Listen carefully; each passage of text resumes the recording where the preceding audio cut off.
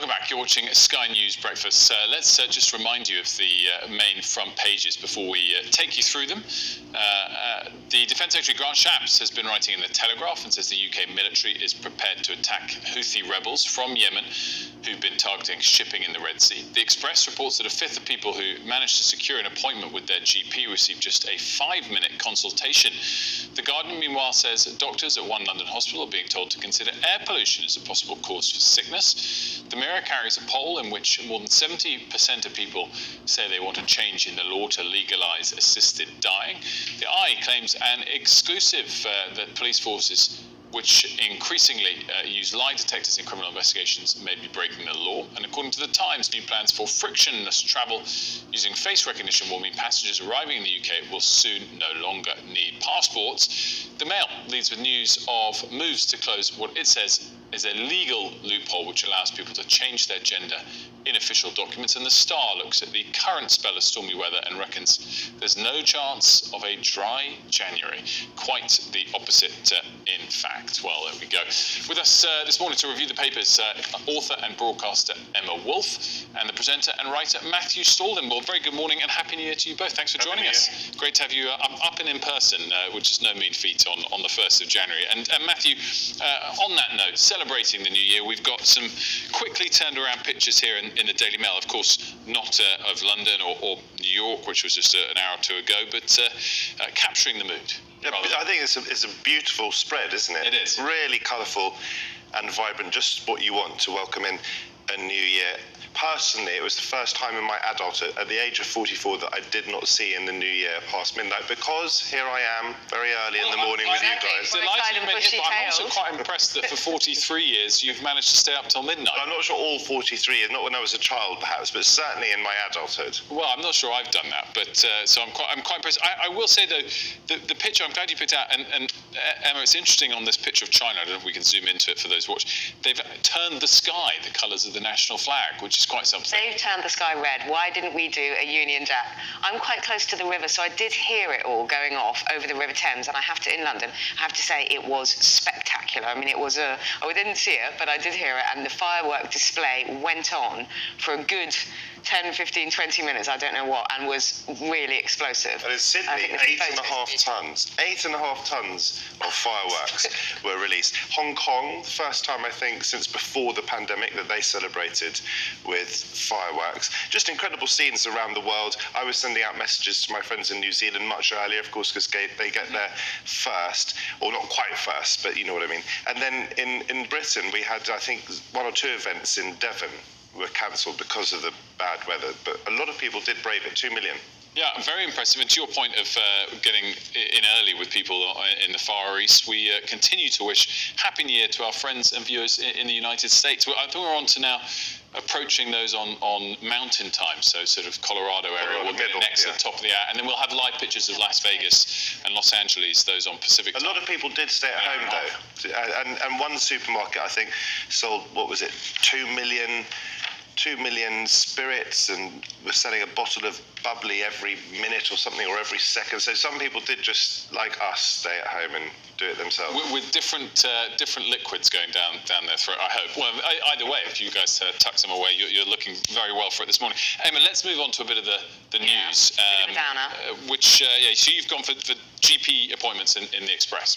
Yeah, I mean, this is the front of the Daily Express saying that the majority of people, a fifth of people who actually manage to get an appointment with their doctor. We know how hard it can be even to get through. I think it's very, very hard to get through on the GP side. If you manage to get a face-to-face appointment, around a fifth of the consultations, people are saying they were only seen for about 5 minutes.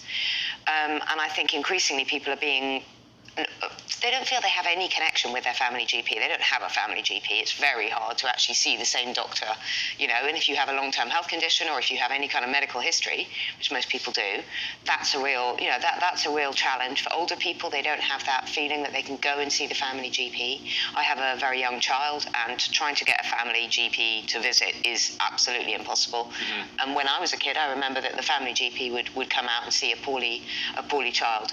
So I think we know the NHS NHS is in crisis. We're just about to head into a huge 6-day strike.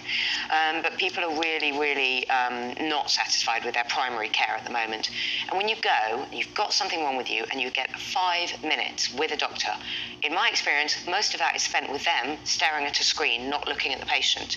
So I think there's a lot that needs to be sorted with family GPs. The thing about the NHS is that it's such a difficult thing to talk about because so many of us have different experiences, and within our own experiences there are great differences. Some really positive, sometimes really negative. It's very anecdotal, but anecdotally, my experience of my local GP is very positive. Whenever I have needed a sort of an urgent appointment, I call up at 8:30 in the morning and I get a same-day appointment.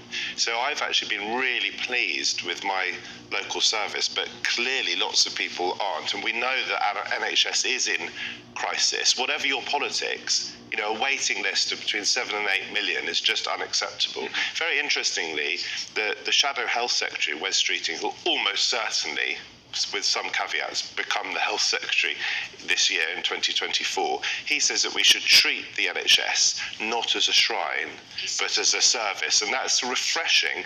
And perhaps it's something that a Labour politician can say that a Conservative couldn't. Well, there's two big caveats. One is the election. The other is reshuffles within the shadow cabinet when it becomes cabinet. But that's a discussion for another time. I mean, of course, it's hard to be optimistic when we're about to start a 6-day junior doctor strike on Wednesday. Though weirdly, despite that sort of downbeat time in this Daily Express article, you'd probably say it's slightly less pessimistic outlook than this time last year. There were many more strikes pending than this time around. So we'll see how things materialise. But definitely, as you say, a lot of things to address still. Matthew, next story you've gone for in the eye. Police forces' growing use of lie detector tests may be unlawful. Yeah, this is really interesting. So it seems to have ballooned the use of these polygraphs. The question is whether they've been used lawfully or not, and there is some suggestion that perhaps one, maybe more police forces are using it on people who haven't yet been convicted. So my understanding from reading this in the Eye, and they've done it in conjunction with Liberty Investigates, is that it is lawful if you're using it for people who've already been convicted, perhaps of a terror offence or a child abuse offence, but not necessarily if you're using it on a suspect in an interrogation. It seems that at least one force has used it in that way. So this comes as part of an overall picture where controversial crime-fighting techniques are being introduced. And really patchy as well. Every force seems to have different protocols and different, as you say, different tactics, and there isn't an overarching strategy. Just, I think, yesterday, the day before, we heard about these sort of ballooning use of non-crime hate incidents being recorded, which are things that are not deemed to be a crime, which the police are investigating and recording as non-crime hate incidents. So they're not even actually official hate crimes, and there's no mandate for them. The College of Policing have introduced that. So I think also I don't think there's enough research on lie detectors and polygraphs and whether they are 100% accurate. So I think there's lots of questions here. That's an interesting and very different story, that in the Eye. Let's move on to the next one, Emma, and this is back to health. A debate in the Daily Mirror that's been kicked off by Esther Ransom in particular in the last couple of weeks. It's on assisted dying. Esther Ransom recently revealed that she has stage 4 lung cancer, and she has joined Dignitas and has talked about planning to go out to Switzerland when it becomes unbearable, to end her own life. And also, the difficulty of that decision and the difficulty of the situation for her family. Also, a couple of months back, we had very moving video testimony from Dame Diana Rigg, the actress, who talked about the final months, and she's died, the final months of her life, and the loss of dignity, loss of, control over her bowels, and the pain, the terrible, terrible pain that she was in, dying from cancer. Mm-hmm. And it's up to over 70% of people are now saying they support the legalization of euthanasia, of assisted dying. So an astonishingly high number, isn't it? It really is. I mean, it is, for once, it is overwhelming. That is a huge majority. And then only 13% are opposed and 16% are not sure. I think a lot of people are not sure because we can see both sides. We can see it opens up many, many other issues, pressure from families, pressure from doctors, people feeling that they're a burden, financial, problem issues.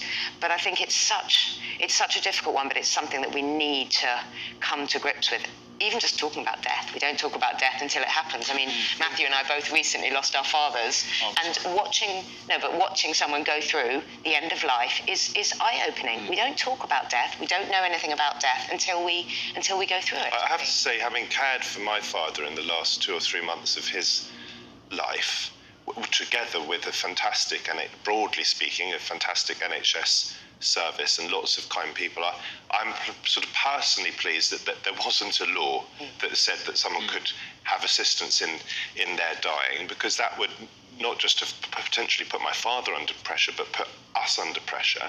And, I think actually if people think it through, lots of us probably don't want to become killers. And doctors who are supposed to do no harm don't want to become killers. So it's a question of how you look at it.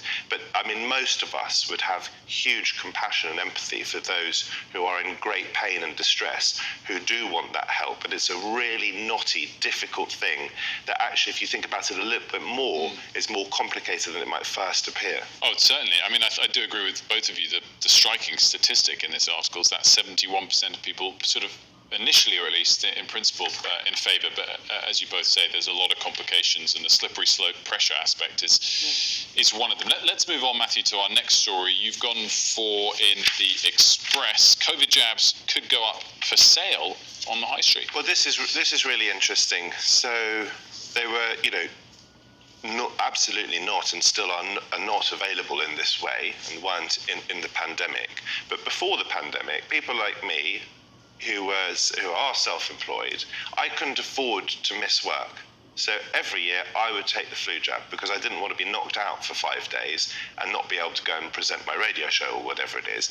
I mean, typically I think it's more older people who avail themselves of this service. It's relatively cheap. I mean, I know we've got a cost of living crisis, but usually the flu jab costs between about £10 and £20, so affordable for most people. And the question is, in 2024, will this now be available for COVID jabs? Now, I just had COVID over Christmas. It's the second time I know I've had it, and I think I'm okay. I think I'm okay now. But my wife, who'd had one fewer jabs than me because I was caring for my father, she didn't have a booster in the autumn. I did.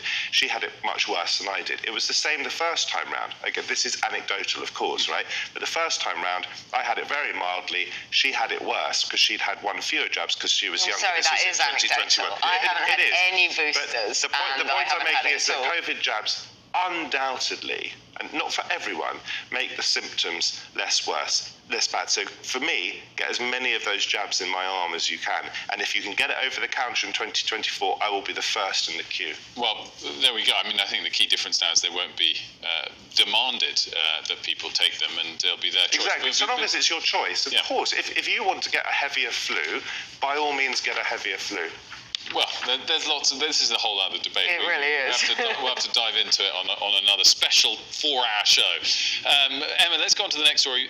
Guardian focusing on Venice limiting the size of tour groups. Yeah, I'm just dreaming of being in Venice at this time of year. Wouldn't it be glorious? But probably quite chilly. But probably not too Venice has been under pressure for a long time now, for decades, for many, many years, just with this sheer pressure of tourists visiting. Not only the actual infrastructure of Venice and the sort of beds and tourist accommodation and all of that, but also the crumbling stones and the just people, cruise ships, huge cruise ships sailing into the canals and all of that. So Venice are trying to crack down on this again. They're trying to limit the numbers. So the large groups visiting Venice will be limited to 25 people, roughly half the capacity of a tourist bus. Those huge cruise ships that sail into the Grand Canal are now diverted to a sort of faraway port. And they're easing the numbers of visitors visiting the Rialto Bridge and St Mark's Square. It's amazing. In September, there were more tourist beds than there are actual residents. So, night by night, there were around 49,000 tourist beds across hotels and rented holiday homes, compared with 49,300 inhabitants. Mm-hmm. So there are more tourists visiting. And I think that not only Venetians, of course they depend on many, many tourist visitors for income, but also it's just overwhelming to actually try and live. I don't know if you guys have been to Venice. I'm sure you have. I made a film there. So under light in Venice. Wow, it's almost it's nowhere a magical else. place. Outdid us, but maybe we visited. Made a film, yeah, I visited. But it is a magical place. But you imagine trying to live there. you know, I just found it crowds like ridiculously everywhere. crowded, to be honest. Yeah. Anyway, we are a little bit out of time on this one, but it was a nice couple of stories to end on, and we look forward to the next part of the paper review in about an hour's time. Guys, thanks so much. Well, you're watching Sky News Breakfast.